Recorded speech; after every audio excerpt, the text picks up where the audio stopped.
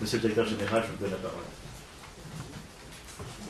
Merci beaucoup, monsieur. Ben, écoutez, après ce que vous venez de dire, madame, je ne vois pas vraiment ce que je peux, moi, dire d'utile dans ce domaine, parce que je crois que vous avez, je dirais, une proximité du sujet et une compréhension de toutes les difficultés qui se succèdent les unes après les autres, qui fait que ce que je vais dire va vous paraître totalement abstrait et à mon avis sans signification.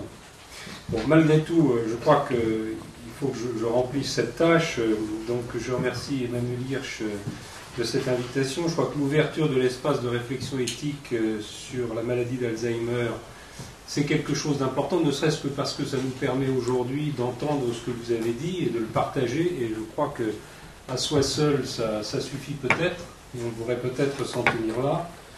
Moi, je vais essayer peut-être simplement de rappeler dans quel contexte s'inscrit cette création.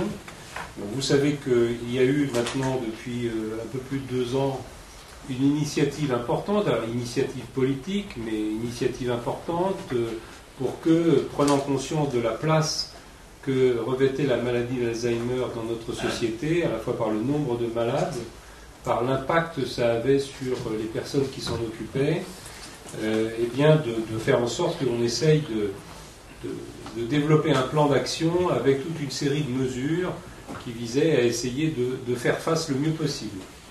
Alors, ce que je voudrais simplement, très brièvement, puisqu'on se situe dans un registre éthique, c'est évoquer très rapidement les trois niveaux qui, de mon point de vue, sont concernés dans cet effort collectif.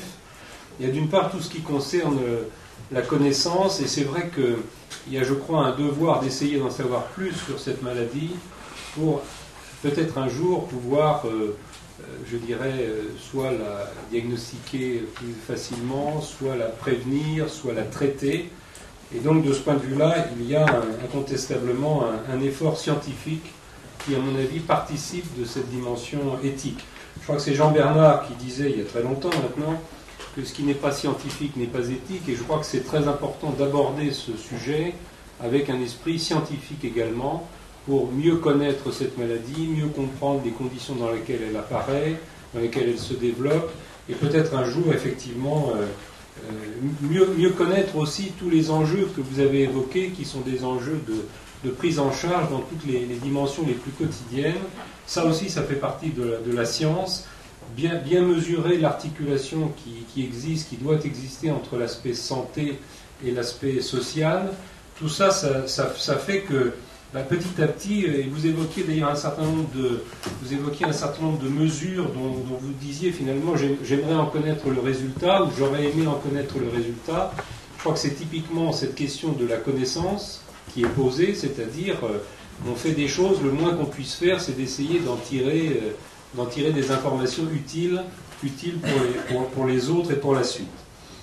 Bon, il y a un deuxième aspect, je crois, du point de vue éthique, qui est dans le regard qui est porté sur ces personnes. Là aussi, vous l'avez évoqué, ce qu'on appelle la représentation de la maladie est un élément très important. Et moi, ce que je constate à travers, je dirais, une vision un petit peu de l'ensemble du champ de la santé, c'est que la maladie Alzheimer a pris une place extrêmement importante dans la perception qu'ont les gens de ce qu'il faut redouter. Et clairement, d'une certaine manière, la maladie d'Alzheimer parfois se substitue un peu à l'image qu'avait le cancer, c'est-à-dire que le cancer qui était considéré comme incurable, on sait qu'aujourd'hui il est curable dans un pourcentage de cas finalement non négligeable, à peu près la moitié des cas, et de ce fait la maladie d'Alzheimer, inexorable, effectivement aujourd'hui incurable, prend la place dans les représentations de, je dirais, la maladie au sens strict, celle qu'il faut particulièrement redouter, avec toutes les dimensions environnantes qui sont propres à cette maladie, c'est-à-dire la question de la proximité. Ça peut toucher chacun, parce qu'il y a beaucoup de personnes concernées. Ça concerne également les images de l'oubli, de l'abandon. Et je crois que cette représentation de la maladie est tout à fait importante et c'est un des aspects sur lesquels il faut s'attacher. Quand récemment j'avais été invité à une émission de télévision sur l'eau du robinet et les dangers de l'eau du robinet, où j'avais constaté que finalement, dans l'esprit de certains, le lien était fait entre aluminium et Alzheimer, comme si on retrouve dans des éléments tout à fait banaux cette crainte qui émerge également. Alors enfin, le troisième aspect que je voulais évoquer, c'est finalement toute cette question de l'action et de qu'est-ce qu'on peut faire et de la lutte qu'il faut mener. Alors, il y en a un certain nombre de points sur lesquels peut-être je voulais insister. Bon, il y a la question de la lutte contre l'abandon. Et j'aurais tendance à dire qu'il doit concerner évidemment tous ceux qui ont dans leur proximité immédiate une personne de ce type, mais ça concerne aussi les institutions et ça concerne ceux qui ont à s'occuper de ceux qui aident. Bref, je crois qu'autour de la question de l'abandon, il y a véritablement un enjeu très important. Il y a un autre aspect aussi qui, je crois, est important, c'est la valorisation disons, des stades débutants. Moi, j'avais été frappé lors du lancement de ce plan Alzheimer par l'échange qu'on avait pu, j'étais pas le seul, à avoir avec un monsieur qui s'appelait Olsen, qui est un ancien ministre, je crois, de l'agriculture et de la pêche norvégien et qui avait une maladie d'Alzheimer à un stade débutant. Et ce monsieur qui, on sentait bien, était encore dans une phase où il était tout à fait apte à s'exprimer, y compris de façon très structurée. Eh bien, je crois que le fait de présenter cette personne qui était à ce stade débutant était quand même une manière de donner, je pense, une certaine manière de lutter aussi. Je crois que la valorisation des stades débutants modérés est sans doute une manière importante aussi d'avoir un autre regard sur cette maladie. Bon, il y a toutes les particularités qui sont liées à l'atteinte des capacités cognitives, et c'est vrai que aux différentes étapes que vous avez évoquées, l'annonce du diagnostic, le consentement aux soins, la participation éventuelle aux travaux de recherche, l'entrée ou pas en institution, tout ce qui concerne l'assistance dans toutes ses formes jusqu'à la fin de vie, voilà toute une série d'étapes au cours desquelles eh bien, il y a probablement lieu effectivement aussi d'essayer d'agir le mieux possible dans un univers de contraintes que vous avez bien décrit. Moi, il y a une expression la question que vous avez évoquée de la volonté, quelle est la volonté, qu'est-ce qu'il aurait voulu, qu'est-ce qu'elle aurait voulu, c'est certainement une question centrale. Alors, j'ai entendu parler de la notion de présomption de compétence, comme on le fait d'ailleurs aussi parfois avec les enfants, c'est-à-dire a priori se dire qu'il est capable d'y arriver ou elle est capable d'y arriver, plutôt que non, elle n'y arrivera jamais ou non, il n'y arrivera jamais. Peut-être que ce point de départ est une manière aussi finalement d'affronter les choses de façon plus positive. Voilà, écoutez, je ne vais pas en dire beaucoup plus parce que malheureusement, après ce que vous avez dit, je crois que je n'apporterai pas grand-chose de très utile. Mais en tout cas, je voulais vous remercier beaucoup de votre invitation.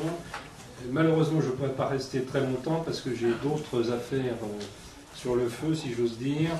Et donc, voilà, merci. Je vais poser une question, quand même, qui me permet. Didier Houssin a été dans les membres fondateurs de l'espace éthique de la PHP. Voilà. Et il dirigeait à l'époque l'établissement français des greffes, et au niveau d'éthique, il a une culture qui m'incite à lui poser une question.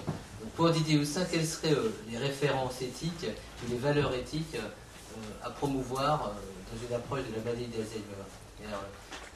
On est au début de l'aventure de l'RMA, dans la suite de ce qui avait été mis en place à Reims. S'il y avait eu des priorités identifiées, Didier Houssin ferait partie de l'RMA, peut-être un jour il nous rejoindra. Quelles seraient-elles? Moi, j'en vois deux. Bon, il y a toute la question du regard porté sur autrui, et ça concerne aussi d'ailleurs, je pense, la maladie mentale, la personne âgée en général. Donc le regard porté sur autrui, je crois, avec une particularité quand même, disons, des spécificités à la maladie d'Alzheimer, et peut-être l'enjeu qui est finalement de dire ce qui était considéré au début qu'on appelait démence, qu'on appelle aujourd'hui maladie d'Alzheimer, que peut-être demain ça devienne une maladie de la mémoire. Enfin, il y a, je crois, autour du regard porté sur autrui un grand enjeu. Et puis le second, je crois, c'est ce que certains appellent, alors je ne sais pas si c'est un bon terme ou pas un bon terme, mais tout ce qui touche à la proximité, à la proximologie, entre guillemets, et qui a été, à mon avis, quand même la mise en évidence très spectaculaire de ce qui est fait dans le domaine de l'Alzheimer. Enfin, je pense que c'est autour de cette maladie, mieux que pour d'autres, probablement, à tort, parce que ça existait certainement aussi, je pense à certaines maladies rares, mais c'est vrai que la question de l'aide aux aidants, de l'environnement immédiat, est certainement un des enjeux les plus cruciaux. En matière de cancer, on voit que les enjeux sont beaucoup plus des enjeux de coordination, d'accompagnement, d'information. Là, je crois qu'on est vraiment dans l'aide de proximité.